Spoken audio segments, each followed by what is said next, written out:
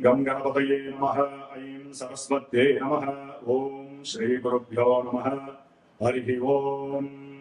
ॐ ऐं ह्रीं श्रीं वाराही देव्यै नमः। ॐ पंचमी दण्डनाथा च संकेत समयेश्वरी समय संकेत वाराही प्रोक्तिनी शिवा वार्ताली च महासेना आज्ञा चक्रेश्वरी तथा हरिग्नी चेति नामानि द्वादशेति पटेर्नरः। श्री वार्ताली देवी नमो नमः। జ్ఞానసిద్ధిని వీక్షించేటటువంటి ప్రేక్షకులందరికీ కూడా ఆషాఢ మాసంలో మనకి 15వ తేదీ నుంచి 23వ తేదీ వరకు కూడా అమ్మవారి యొక్క ఆజ్ఞానుసారంలో సమస్త ప్రపంచమంతా కూడా భూగోళాలతో పాటుగా భువన బ్రహ్మాండాలన్నీ కూడా శుభంగా ఉండాలని ఆవిడ యొక్క అంటే వారాహీదేవి యొక్క ఈ యొక్క ఉత్సవాలు అత్యంత ప్రధానమైనటువంటివి.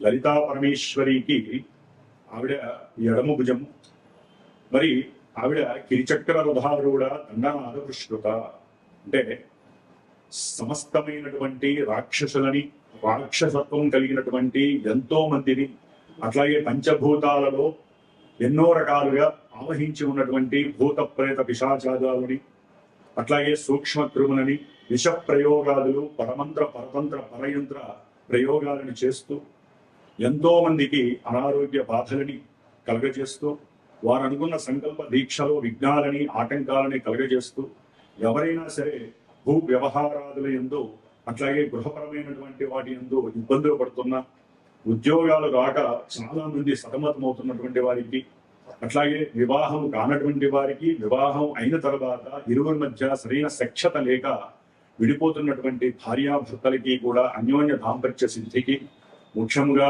ఒక రాజకీయంలో కానీ సినిమా రంగంలో కానీ ఇంకా ఉన్నతమైనటువంటి పారిశ్రామికవేత్తలు అంటే వ్యాపారవేత్తలకి కానీ మరి వారు బాగుంటేనే వారి కింద ఉండేటటువంటి వారందరూ కూడా సంరక్షింపబడుతూ ఉంటారు. కాబట్టి వారి యొక్క ఆరోగ్యము బుద్ధి జ్ఞానము వారు చేసేటటువంటి ప్రతి క్రియలోనూ కూడా ఆ తల్లి అనుగ్రహం వారికి సపోర్ట్ గా లభించాలని ముఖ్యంగా జ్ఞానాన్ని బుద్ధిని చేతనత్వాన్ని ఉన్నతమైనటువంటి వాక్కుని ప్రసాదించేటటువంటి ఆ వారాహి అమ్మవారి యొక్క కృపా కటాక్షము ఈ యొక్క వీడియో చూసే వాళ్ళందరికీ అట్లాగే మనము ఈ యొక్క మాసంలోనే అంటే జూలై 17వ తేదీన సంక్రమించేటటువంటి కర్కాటక రాశిలో దక్షిణాయన పుణ్యకాలంలో ఆ యొక్క సూర్య భగవానుడు సమస్త ప్రకృతిని భువన బ్రహ్మాండాలని మన గ్రహాలన్నింటినీ కూడా పరిపాలిస్తున్నటువంటి శ్రీమన్నారాయణమూర్తి స్వరూపమైనటువంటి సూర్యనారాయణుడు రవిగ్రహంగా కర్కాటక రాశిలో పునర్వసు నక్షత్రంలో 17వ తారీఖున తన యొక్క సంక్రమణం ద్వారా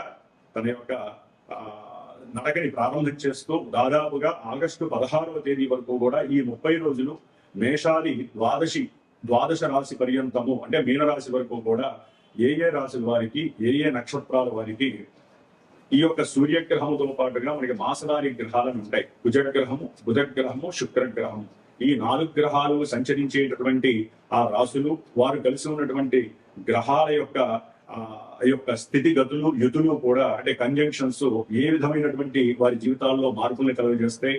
ఇవే కాకుండా ఈ గ్రహాలు ఈ విధంగా వీరికి ఈ ఫలితాలను ఇస్తున్నాయి అంటే వారు పుట్టినటువంటి సమయంలో జన్మజాతకంలో ఎక్కడో ఏ లగ్నాలతో ఉన్నటువంటి దశలో అంతర్దశలో భాగ్యహీనంగా ఉంటూ అంటే ఇబ్బందులు పెడుతూ ఆ యొక్క దశలో అంతర్దశలో ఎన్నో రకాలైనటువంటి ప్రతిబంధకాలు అది వివాహపరంగాన విద్యాపరంగాన ఉద్యోగపరంగాన ప్రయాణ ప్రమాదాల పరంగాన పోట్లాటలు గొడవలు అట్లాగే లేనిపోని మానసిక విచారాలు వికారాలు ఆందోళనలు మనం ఏం పని చేసినా అదంతా కూడా నిర్వీర్యమైపోవటము ఎవరితో ఏది మాట్లాడినా గొడవగా సంప్రదించటము అట్లాగే ఇంట్లో ఉన్నటువంటి వాళ్ళకి సరైనటువంటి సమన్వయం లేక గొడవలే కుటుంబాలు విచ్ఛిన్నం జరగటము ఇట్లా ఎన్నో విధాలుగా అది మంచి కావచ్చు చెడు కావచ్చు ప్రతిదీ మన జన్మజాతకంలో ఉన్న దశలు అంతర్దశలు మాత్రమే ప్రభావితం చేస్తూ వారందరికీ కొంతమందికి మాత్రమే ఈ రాశుల్లో ఈ యొక్క రాశి వారికి ఈ ఫలితాలు ఉంటాయి అనేది కొంతమందికే వర్తిస్తాయి.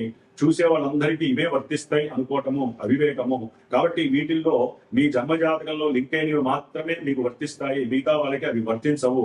కాబట్టి అందరూ కూడా ఈ యొక్క రాశి యొక్క ఫలితాలను వింటూ పూర్తిగా ఈ యొక్క ఫలితాలను విన్న తర్వాత ఏ రాశుల వారు ఏ రకమైనటువంటి ఆరాధన చేయడం ద్వారా ఏ గ్రహాలకి ఏ ఉపశమనం జపశాంతులు అట్లాగే హోమాలు చేయడం ద్వారా ఫలితం 100% వస్తుంది. ఎందుకంటే గోచారంలో గ్రహాలు ఎప్పటికెప్పుడు మారుతూనే ఉంటాయి. అట్లాని అవిచ్చే ఫలితాలు ఎప్పుడూ కూడా మనకి శాశ్వతంగా ఉండవు. మన జన్మజాతకంలో ఉన్నటువంటి దశలు అంతర్దశలు మాత్రమే మనల్ని పరిపాలిస్తే ప్రభావితం చేస్తాయి. కాబట్టి వాటి పరంగా ఏదైనా ఎవరికైనా సరే మా ఈ పని కావట్లేదండి, మేము చాలా ఇబ్బందులు పడుతున్నాము, ఎందుకు మాకు దుర్భర పరిస్థితి కలిగింది అని చెప్పి నా యొక్క ఫోన్ నెంబర్ కనుక మీరు ఫోన్ చేసినట్లయితే మీ యొక్క జన్మజాతకాన్ని చక్కగా పరిశీలించి మీతో మాట్లాడి మీకు జరుగుతున్నటువంటి విషయాలకి ఏ గ్రహంతో సంబంధం ఉంది, ఏ దశలతో సంబంధం ఉంది, ఇవి 2 నెలలు పడతాయా, 2 సంవత్సరాలు పడతాయా, లేకపోతే ఇంకా ఇన్ని సంవత్సరాలు, ఒక్కొక్క గ్రహానికి ఇన్ని దశల యొక్క ప్రమాణం ఉంటుంది. రవికి 6 సంవత్సరాల ప్రమాణం. మరి ఈ రవి దశ మొత్తము కూడా ఇబ్బందులు కలుగుతాయా, ఇలాంటి విషయాలు ఎన్నో కూడా మీ జన్మజాతకంలో చక్కగా నిమిడీకృతం అయి ఉంటాయి. అవి తెలుసుకునే ప్రయత్నం చేయండి. గోచారం మీరు భయపడాల్సిన అవసరం లేదు. జన్మజాతకంలో మనకి యోగించే గ్రహాలు కనుక ఉన్నట్లయితే కనుక గోచారంలో దాని ఎఫెక్షన్స్ టచ్ అవుతాయే కానీ పూర్తిగా మిమ్మల్ని పడని. కాబట్టి ఉద్యోగం రాలేదని, పెళ్లి కావట్లేదని, సంతానం కలగట్లేని, విద్యలో ఉన్నటువంటి డైవర్షన్స్ అయినాయని ఏం బాధపడక్కర్లా. నా ఫోన్ నెంబర్కి ఫోన్ చేయండి, డైరెక్ట్ నేనే మీతో మాట్లాడతాను. మీ జన్మజాతకంలో ఉన్న విశేషాలు మీతో చర్చించి ఏ దేవుణ్ణి ఆరాధించాలి, ఏ రకమైనటువంటి దేవాలయానికి వెళ్ళాలి, లేదా మీరింట్లో ఏ పూజలు చేసుకుంటే మీకు శక్తి ఉత్పన్నం అవుతుంది, మీకున్న కష్టాలు, దరిద్ర బాధలు, నష్టాలు ఎప్పుడు తొలగిపోతాయి, ఇవన్నీ మీరు తెలుసుకునే ప్రయత్నం నా ద్వారా చేసుకోదలుచుకుంటే మటుకు తప్పకుండా ఈ యొక్క రాశి ఫలితాలు వినండి, చివరిదాకా వినండి. దానికి తగ్గట్టుగా మీకు మంచి భగవంతుడు ఈ నెల రోజులు కూడా తప్పకుండా వచ్చేటటువంటి 15వ తేదీ జూలై 15 నుంచి జూలై 23 వరకు కూడా ప్రతి ఒక్కరూ వారాహి అమ్మవారి యొక్క మా అష్టోత్తరంతో పూజ చేయండి. ఆ తల్లి యొక్క దేవాలయ దర్శనాలు చేయండి. సాధ్యమైనంత వరకు గోపావేశాలు కానివ్వండి, అర్షవర్గాలు బయటికి రానియకుండా ఓం శ్రీ వారాహి దేవ్యే నమః, ఓం శ్రీ వార్తాళీ దేవ్యే నమః, ఓం శ్రీ దండనాథాయే నమః, ఓం ఐం హ్రీం శ్రీం సింహవారాహ్యే నమః. ఇట్లా ఎన్నో నామాలు ఉన్నాయి. వీటిల్లో ఏదో ఒక నామాన్ని మీ అంతా మీరు కనుక జపిస్తూ ఉన్నట్లయితే మీరు అన్ని విషయాల్లో కూడా అమ్మవారు మిమ్మల్ని పరిరక్షిస్తూ మీకు ఏ పని కావాలంటే ఆ పని చేసి పెడుతుంది. ఆ విషయంలో కూడా ఈ 9 రోజులు నా యొక్క శ్రీమాత జ్యోతిషాలయ పీఠంలో నేను ప్రత్యేకించి అమ్మవారి యొక్క బీజాక్షర మంత్రాలతో అమ్మవారిని ఆరాధిస్తూ శ్రీచక్రార్చన చేస్తూ మధ్యలో అష్టమి రోజు కానీ పంచమి రోజు కానీ ఒక రోజు సాయంత్రం పూట రాత్రి కాలంలో అమ్మవారు వారాహి అమ్మవారి యొక్క విశేషమైనటువంటి హోమాన్ని ఆచరించేటటువంటి పరిస్థితి నేను తీసుకున్నాను. కాబట్టి ఎవరైనా ఏదైనా సమస్యలు ఉన్నట్లయితే నాతో చర్చించండి. ఈ 9 రోజుల్లో చేసినటువంటి వారాహి అమ్మవారి యొక్క పూజ విశేషత్వము, హోమ విశేషత్వము మీకు జీవితాంతము కూడా రక్షింపబడుతూ అమ్మవారు మిమ్మల్ని సదా రక్షించుగాక. ఓం శ్రీ వారాహి దేవ్యే నమః. మేషరాశి వారికి ఈ జూలై 17వ తేదీ నుండి ఆగస్టు 16వ తేదీ వరకు సూర్యగ్రహ సంచారము కర్కాటక రాశిలో అంటే మేషరాశి వారికి 4వ స్థానం, 4వ స్థానము సౌఖ్య స్థానం. మరి ఈ స్థానంలో రవి యొక్క సంచారం చాలా విశేషమైనటువంటి సౌకర్యాలని, సౌఖ్యాన్ని ప్రసాదిస్తుంది. ఇదేమిటా, సూర్యగ్రహం మరి 4వ స్థానంలో సౌఖ్యాలని ఎందుకు ప్రసాదిస్తుంది? ఎందుకంటే ఇక్కడ ఆల్రెడీ గురువు అనేటటువంటి విశేషమైనటువంటి గ్రహము అక్కడ ఉంది. కాబట్టి కర్కాటక రాశిలో ఈ రవి మరియు గురుడు కంజంక్షన్ అనేటటువంటిది మిత్ర రాశి అయినటువంటి కర్కాటక రాశిలో ఉండడం ద్వారా ఏదైనా భూ సంబంధిత వ్యవహారాలు, మరి అట్లాగే ధన సంబంధిత వ్యవహారాలు, ఎందుకని వీరికి ఏదైనా సరే పిత్రార్జితము, తండ్రి వలన రావాల్సినటువంటి ఆస్తులు ఏదైనా వచ్చి వీరికి ధనం ఎక్కువగా లభించి వీరేదైనా ఒక మంచి భూమిని కానీ లేదైనా ఒక పెద్ద గృహ సముదాయాన్ని కానీ నిర్మించుకోవాలనుకున్నా కూడా బ్యాంకు నుంచి వీరు ఏదైనా పెట్టినటువంటి రుణాలు అప్లై అయ్యి వీరికి చక్కగా ఆ రుణం ప్రాప్తించి ఉన్నతమైనటువంటి విశేష వాహన యోగాదులు కానీ గృహ యోగాదులు కానీ, కొంతమంది అయితే కనుక తండ్రి యొక్క ఉద్యోగం లభించే అవకాశం ఉన్నప్పటికీ కొంత ధనము ఇస్తే కానీ ఆ పని పూర్తి కాదు. అలాంటి అవకాశాలు కూడా ఈ మేషరాశి వారికి ఈ యొక్క రవిగ్రహ సంచారం వల్ల కలగటానికి చాలా వరకు అవకాశాలు ఉన్నాయి. సరే, జన్మజాతకంలో ఏదైనా ఈ విషయాలు ఇందాక నేను చెప్పిన విషయాలు, ముఖ్యంగా ఉద్యోగ విషయంలో తండ్రి గారికి సంబంధించినటువంటి ఆస్తులు కానివ్వండి, లేకపోతే వారికి సంబంధించిన ఉద్యోగం, పదవీ బాధ్యతలు వీరికి రావాలన్నా, లేకపోతే ధనం లభించే యోగం కలగాలన్నా జన్మజాతకంలో ఈ రవిగురుల యొక్క దశలు కానీ అంతర్దశలు కానీ లగ్నాలు విశేషమైనటువంటి యోగాన్ని కలిగి ఉంటే కంపల్సరీ మేషరాశి వారికి గృహ యోగం లభిస్తుంది.